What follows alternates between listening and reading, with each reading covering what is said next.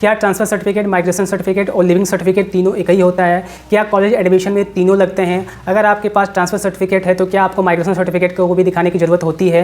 अगर आपने कोई भी कोर्स किसी भी कॉलेज से अगर कर रहे हैं, अगर बीच में ही आपको कोई कोर्स छोड़ना पड़े तो क्या कॉलेज या फिर यूनिवर्सिटी आपको माइग्रेशन सर्टिफिकेट इशू करेगी?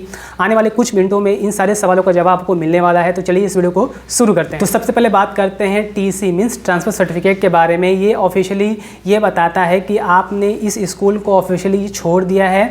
ट्रांसफ़र सर्टिफिकेट आपका कोर्स कंप्लीट हो जाने के बाद इसको इशू किया जाता है। जैसे अगर आप 10th में हैं, अगर आपको 12th में एडमिशन यानी 11th में एडमिशन लेना है किसी और कॉलेज में, तो उस केस में 10th वाला जो स्कूल होगा आपको ट्रांसफ़र सर्टिफिकेट इशू करके देगा। ये ऑफिशियली प्रूफ होता है कि आपने इस स्कूल में इस पर्टिकुलर कोर्स को कंप्लीट कर लिया है और आप किसी और स्कूल में जाने के लिए फ्री हैं। now हम बात करते हैं इसकी ज़रूरत कब कब पड़ती है। तो सबसे पहला ज़रूरत मैंने आपको बता दिया, अगर आपका 10th तक ही स्कूल है, आपको 11th में कहीं और स्कूल में एडमिशन लेना है तो उस केस में आपको TC की रिक्वायरमेंट होगी। दूसरा, अगर आपने 12th कर लिया है, 12th के बाद में अगर किसी कॉलेज या यूनिवर्सिटी में एडमिशन लेते हो तो वहाँ पे काउंसलिंग में आपको TC की रिक्वायरमेंट होगी, मीन्स ट्रांसफ़र सर्टिफिकेट दिखाना होगा। इसके दो ही बेसिक यहाँ पे यूज़ होते हैं। हम बात करते हैं फॉर्मेट के बारे में। इसका फॉर्मेट कैसा होता है? इसका कोई स्पेसिफिक फॉर्मेट नहीं होता है। इसमें कुछ आपके बेसिक डिटेल्स लिखी होती हैं, जैसे आपका नाम होगा, फादर्स का नेम होगा, एड्रेस होगा, स्कूल का नाम होगा, ठीक है, और आपका एकेडमिक डिटेल यहाँ पे मेंशन होगा। जो भी जितने भी प्रीवियस आपके क्लास होंगे सारा उसके मार्क्स यहाँ पे इंक्लूड होते हैं। ओके, उसके बाद में जिस स्कूल में आपने पढ़ा होगा, जहाँ से आप पास आउट हो रहे हैं, वहाँ का जो प्रिंसिपल होगा उनका साइन और मोहर होता है। तो ये बेसिक डिटेल यहाँ पे होता है, इसका कोई स्पेसिफिक फॉर्मेट नहीं होता है ना। हम बात कर लेते हैं आप इसको कैसे इशू करा सकते हैं। तो बड़ा ही सिंपल है। अगर आपने किसी भी स्कूल से कोई भी कोर्स कंप्लीट किया है तो जब आपका मार्कशीट दिया जाता है तो उस केस में आपको ऑटोमेटिक ही यहाँ पर TC भी आपको प्रोवाइड कर दिया जाता है। अगर आपको TC उस समय प्रोवाइड नहीं किया जाता है, अगर आपको उसकी रिक्वायरमेंट है, तो आप इसको सिंपली एक फॉर्मल एप्लीकेशन लिख करके स्कूल के प्रिंसिपल के नाम से आप इसको इशू करा सकते हैं। साथ में आपको कुछ डॉक्यूमेंट दिखाना पड़ेगा। यहाँ पे इंपॉर्टेंट चीज़ ये है, अगर आप इसको इशू कराते हैं खुद से, अगर ऑटोमेटिक नहीं दिया जाता है, तो यहाँ पे एक चीज़ है, जो आपका लाइब्रेरी का ड्यू है वो क्लियर होना चाहिए, फीस का ड्यू क्लियर होना चाहिए, और जो लैब का ड्यू है वो भी क्लियर यहाँ पे होना चाहिए, तभी आपको ट्रांसफ़र सर्टिफिकेट यहाँ पे इशू करके दिया जाए। बात करते हैं माइग्रेशन सर्टिफिकेट के बारे में कि माइग्रेशन सर्टिफिकेट एक्चुअली में होता क्या है। तो माइग्रेशन सर्टिफिकेट आपके TC से बिल्कुल अलग है। माइग्रेशन सर्टिफिकेट आपके यूनिवर्सिटी या फिर कॉलेज के रेफरेंस में काम करता है।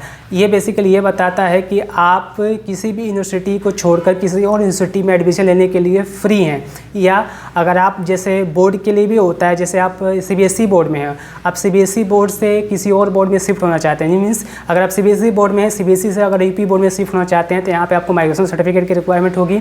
कॉलेज के केस में जैसे आप दिल्ली यूनिवर्सिटी में हैं, दिल्ली यूनिवर्सिटी से आप लखनऊ यूनिवर्सिटी में शिफ्ट होना चाहते हैं, तब यहाँ पर आपको माइग्रेशन सर्टिफिकेट की रिक्वायरमेंट होगी।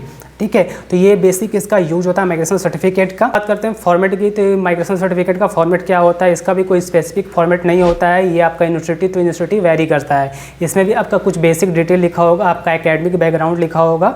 ओके, ये सारी चीज़ें यहाँ पे मेंशन होती है। आप जिस भी कॉलेज या यूनिवर्सिटी से हैं वहाँ के प्रिंसिपल का साइन होगा और वहाँ पे आपका मेमोर होता है। ये होता है आपका माइग्रेशन सर्टिफिकेट का फॉर्मेट। ना हम बात करते हैं कि आप माइग्रेशन सर्टिफिकेट कैसे इशू करा सकते हैं। तो माइग्रेशन सर्टिफिकेट अगर आप किसी यूनिवर्सिटी या फिर कॉलेज से इशू कराना चाहते हैं तो वहाँ पे आपको एक फॉर्मल एप्लीकेशन लिखना पड़ता है। अगर ऑफलाइन होता है तो आपको फॉर्मल एप्लीकेशन लिखना पड़ेगा। अगर ऑनलाइन होता है तो ऑनलाइन का जो पोर्टल है वहाँ पर जाकर आपको डिटेल भरनी होती है, उसके बाद में ये इशू करा दिया जाता है। यहाँ भी सेम कंडीशन है। अगर आपको माइग्रेशन सर्टिफिकेट इशू कराना है तो वहाँ पर आपका जो लाइब्रेरी का ड्यू है वो क्लियर होना चाहिए, फीस का ड्यू है वो क्लियर होना चाहिए, और लैब का ड्यू है वो भी क्लियर होना चाहिए, तभी आपका माइग्रेशन सर्टिफिकेट इशू किया जाता है। ओके, यहाँ पे मैंने आपको बताया दिया, कुछ यहाँ पे स्पेसिफिक इसका फॉर्मेट नहीं होता है। ये कॉलेज टू कॉलेज या फिर यूनिवर्सिटी वेरी करता है ना। हम बात करते हैं लिविंग सर्टिफिकेट के बारे में। तो लिविंग सर्टिफिकेट क्या होता है? तो लिविंग सर्टिफिकेट और ट्रांसफ़र सर्टिफिकेट दोनों एक ही है, दोनों का अलग अलग नाम है। ये कुछ कॉलेज या फिर कुछ स्कूल आपका लिविंग सर्टिफिकेट को ट्रांसफ़र सर्टिफिकेट कहती है, ट्रांसफ़र सर्टिफिकेट को लिविंग सर्टिफिकेट कहती हैं। तो ये लिविंग सर्टिफिकेट और ट्रांसफ़र सर्टिफिकेट दोनों एक ही है, दोनों का प्रोसीजर सेम है, दोनों का फॉर्मेट भी सेम होता है और दोनों का काम ही एक ही होता है। तो इसमें कोई डिफरेंस नहीं होता, दोनों सेम है, बस दोनों का नाम अलग है। बात करते हैं, अगर आप किसी यूनिवर्सिटी या फिर कॉलेज में हैं, आपने जैसे मान लो ग्रेजुएशन 3 साल का कर रहे हैं, अगर आपका ग्रेजुएशन कंप्लीट नहीं होता, आपको बीच में ही छोड़ना पड़ता है किसी कारणवश, तो क्या आपको माइग्रेशन सर्टिफिकेट इशू किया जाएगा? तो इसका आंसर यस या नो में से नहीं है। इसका आंसर डिपेंड करता है कुछ कॉलेज या यूनिवर्सिटी का को रूल और रेगुलेशन क्या है। ठीक है, कुछ कॉलेज या फिर यूनिवर्सिटी जो होता है वो आपको इशू कर देते हैं माइग्रेशन सर्टिफिकेट, कुछ कॉलेज या यूनिवर्सिटी ये इशू नहीं करते हैं। तो ये डिपेंड करता है कि आप किस कॉलेज में हैं, किस यूनिवर्सिटी में हैं, वहाँ का रूल और रेगुलेशन क्या है, उसके हिसाब से ये इशू किया जाता है। तो आपके सारे सवालों के जवाब मिल गए होंगे। अगर इसके अलावा कोई भी सवाल है तो आप नीचे कमेंट सेक्शन में कर सकते हैं, मैं कोशिश करूँगा उसका जवाब दे सकूँ।